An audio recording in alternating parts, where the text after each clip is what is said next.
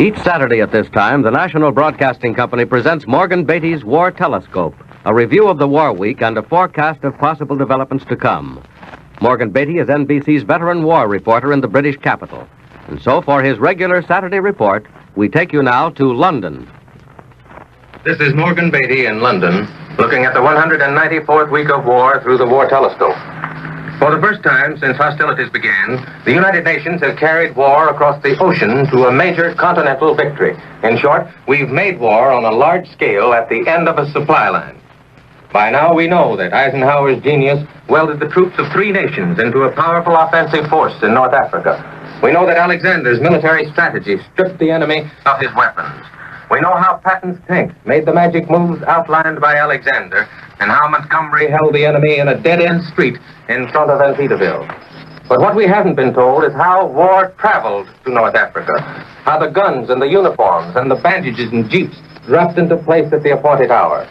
Today we're going to tell you a part of that story, the part played by the United States Army's Services of Supply in England. The Services of Supply, with our British allies, literally put war into self-opening packages. From the American point of view, General Breon Somerville is the man behind the packages in Washington. Here in Britain, he has a repackaging unit, or at least a resorting engine, in full operation. Last July, President Roosevelt and Prime Minister Churchill gave the orders to take war to Africa. In London, a small group of United States Army officers set to work immediately. They were men like Major General John C.H. Lee, Commanding General of the Services of Supply in the European Theater, and his supply lieutenants, such as Brigadier General Henry P. Saylor, Chief of Ordnance, Robert M. Littlejohn, Chief Quartermaster, Cecil R. Denty Moore, Chief Engineer, Paul R. Hawley, Chief Surgeon, and William S. Rumbo, Chief Signal Officer. These men shipped everything from watch springs to 155-millimeter guns. They added cement and gasoline in collapsible houses made in England and shot it all down to North Africa on a split-second schedule. Now these supply men are getting the battle tools ready for action wherever the High Command decides to wage war next. They've taken time out of their busy day to tell us something about what it means to provide gunpowder or hospitals at the drop of a hat. Let's start with General Saylor, Chief of Ordnance. General, can't you give us a simple explanation of ordnance?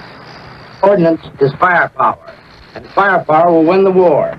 The more stuff you pour on the enemy, whether you pour it out of a gun or an airplane, the quicker it will be over. But unfortunately, you can't just dump guns and ammunition on the ground and leave it at that. On the North African operation, we had to waterproof vehicles so that they would run through beach water. We couldn't have an engine grinding out like an old Model T crossing a creek. We had to package individual repair kits and mark them. You can't tell a soldier you thought you put his machine gun down on the left side of a road somewhere. He'll be dead by the time he traces your thoughts. That must have meant keeping track of thousands of items, General. Yes, about 180,000, in fact. At one of our depots here, the Transportation Service has laid down facilities enough to handle a freight for a city the size of South Bend, Indiana. Yes, and I've seen an American locomotive operating out there, General, and I've heard that sweet whistle. It's enough to make a man long for home. But thank you, and more firepower to you. Next, there's General Littlejohn, the hard-bitten Chief Quartermaster. General, what part did the quartermaster in England play in North Africa? We furnished all the food and a high percentage of clothing, gas, and oil for North Africa.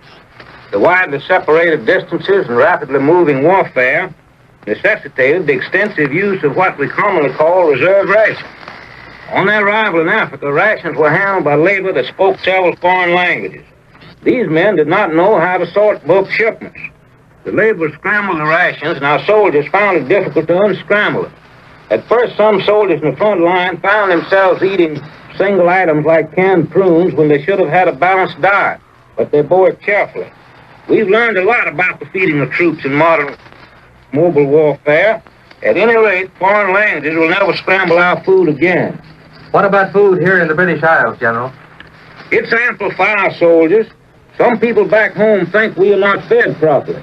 The ration here is a little lower in weight, but there's plenty if none of it goes into the garbage can.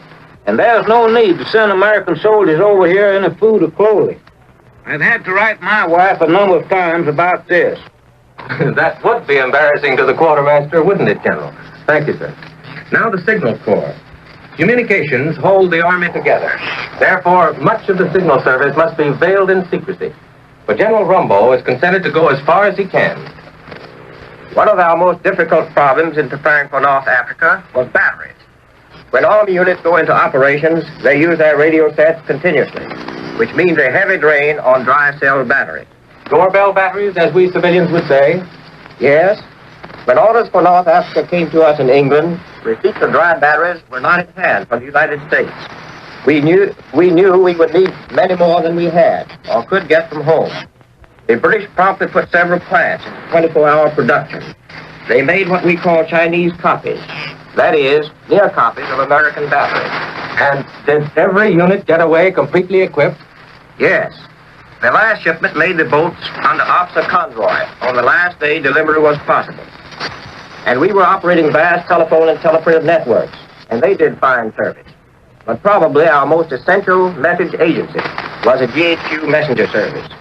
They operated in daylight and darkness. They got their messages through. We were handling 100,000 messages a week in the emergency period before the convoys left. And that, I submit, is communication. Thank you, General Rumbo. Now the engineers. General Moore, this engineering end of fighting is a mystery to most of us. Can you explain, especially in relation to North Africa? Here's the problem before North Africa, Mr. Beatty.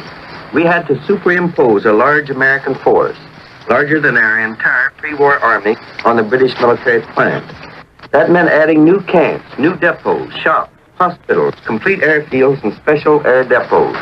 We had to transform farmers' fields into military cities, including the public utilities. In addition, we took on the North African operation. There was no dodging it. If the engineers don't go, the Army won't go. We assembled portable power plants and pipelines for oil and gas.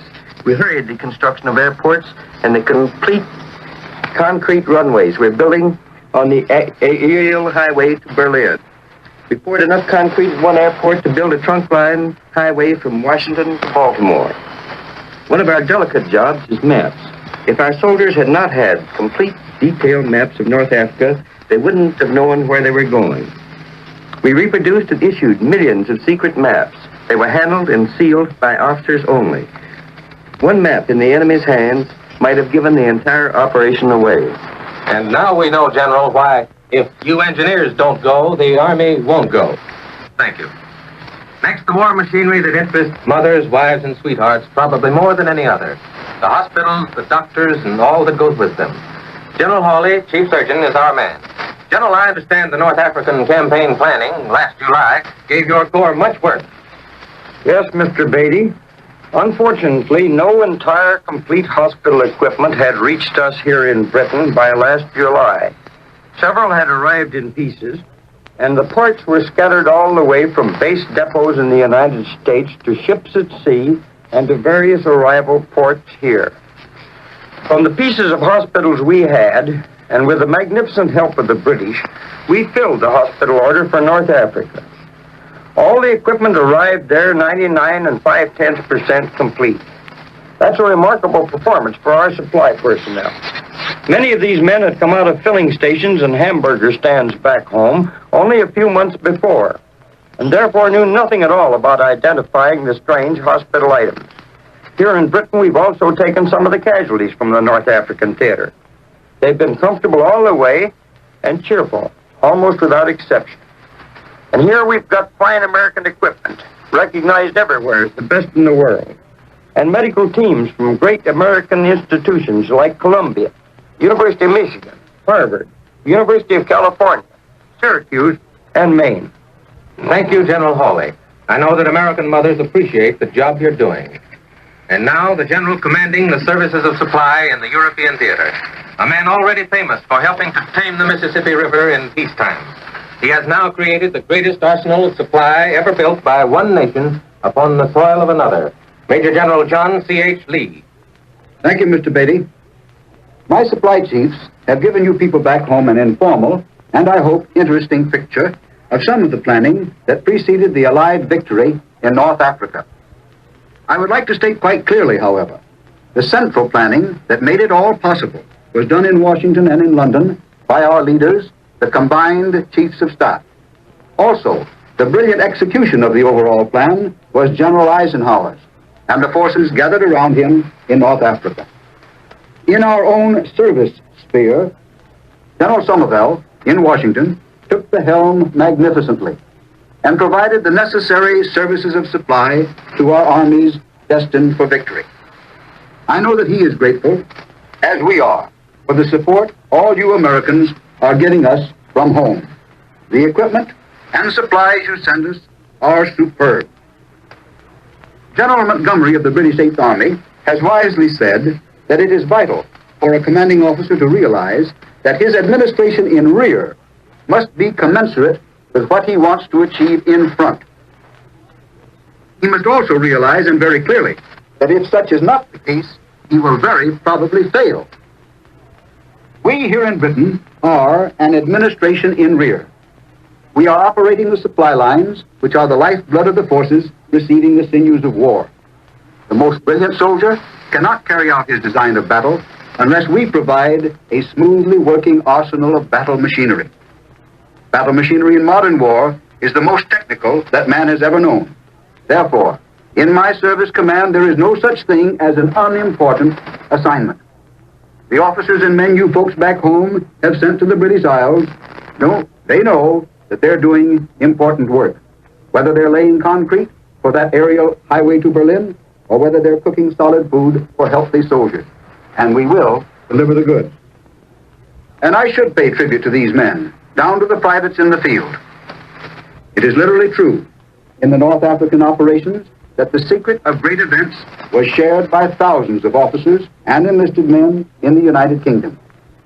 They did not know the details, or when or where we would strike, but they knew enough so that the enemy might have pieced together our plan of battle if a single code word had been slipped. For 3 months, we maintained rigid silence. Hundreds of us, yes, thousands of us, toiled night and day. Some of the men who were working on secret maps at times went 76 hours without sleep, but they maintained silence. And that act alone contributed to victory. It helped keep war away from America's shores.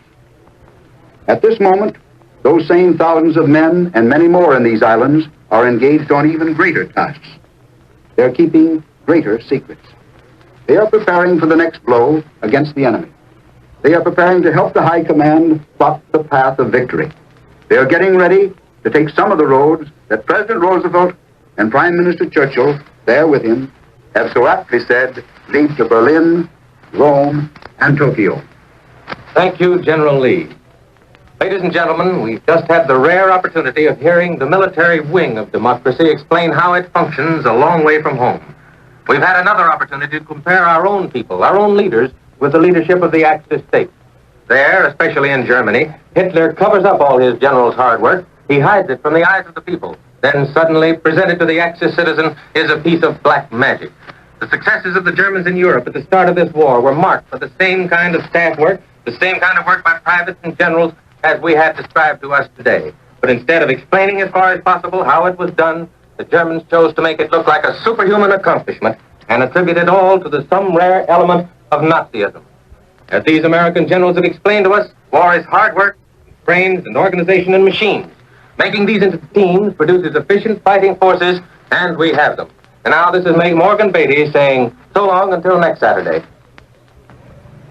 You have been listening to War Telescope, a weekly report on the war as seen from London by Morgan Beatty, NBC's veteran war observer in the British capital. This program has come to you from London and New York. This is the National Broadcasting Company.